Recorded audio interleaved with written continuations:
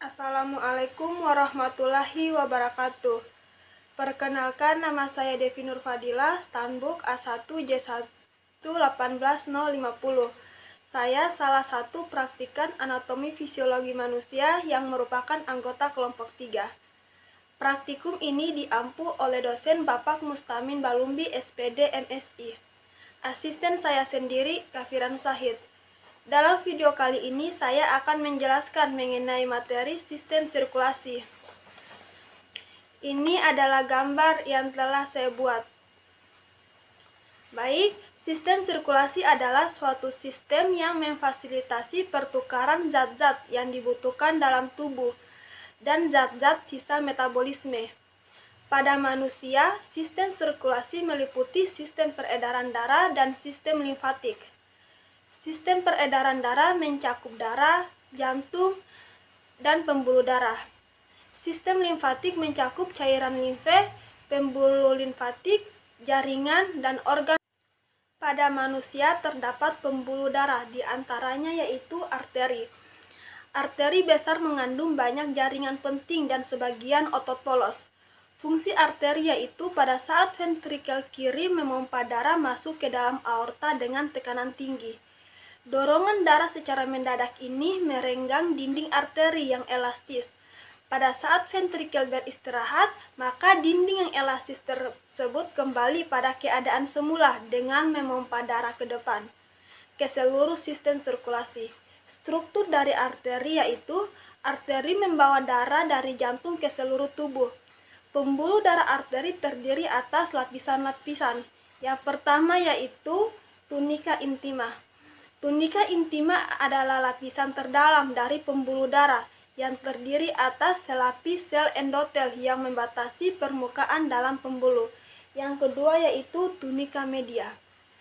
Tunika media adalah lapisan yang terdiri dari serat otot polos yang tersusun melingkar. Yang ketiga yaitu tunika adventitia atau lapisan terluar atas jaringan ikat kolagen dan elastis, terutama kolagen tipe 1. Anastomosis arteriovenosa adalah hubungan langsung antara sirkulasi vena dan arteri. Anastomosis arteriovenosa ini tersebar ke seluruh tubuh dan umumnya terdapat pada pembuluh-pembuluh kecil yang berfungsi mengatur sirkulasi pada daerah tertentu, terutama pada jari, kuku. Yang selanjutnya yaitu vena. Pembuluh darah vena merupakan kebalikan dari pembuluh darah arteri yang membawa darah dari alat-alat tubuh masuk ke dalam jantung. Bentuk dan susunannya hampir sama dengan arteri, di mana katup pada vena yang terdapat di sepanjang pembuluh darah berfungsi untuk mencegah agar tidak kembali lagi ke sel atau jaringan. Vena yang terbesar adalah vena pulmonalis. Vena mempunyai cabang, yaitu venulus, yang selanjutnya menjadi kapiler. Struktur dari vena yaitu, vena berfungsi membawa darah dari perifer atau tepi kembali ke jantung dan paru-paru. Vena terdiri dari beberapa lapisan, yaitu yang pertama, tunika intima. Terdiri atas lapisan endotelium yang mengandung sel pipi selapis dan lapisan subendotelium yang berisi jaringan ikat tipis langsung berhubungan dengan tunika adventitia.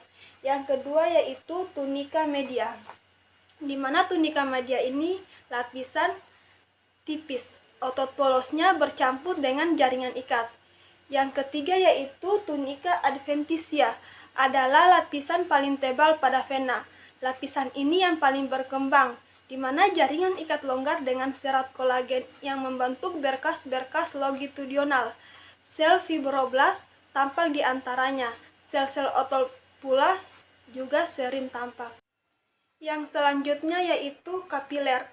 Kapiler memiliki dinding tipis yang terdiri dari lapisan sel endotel.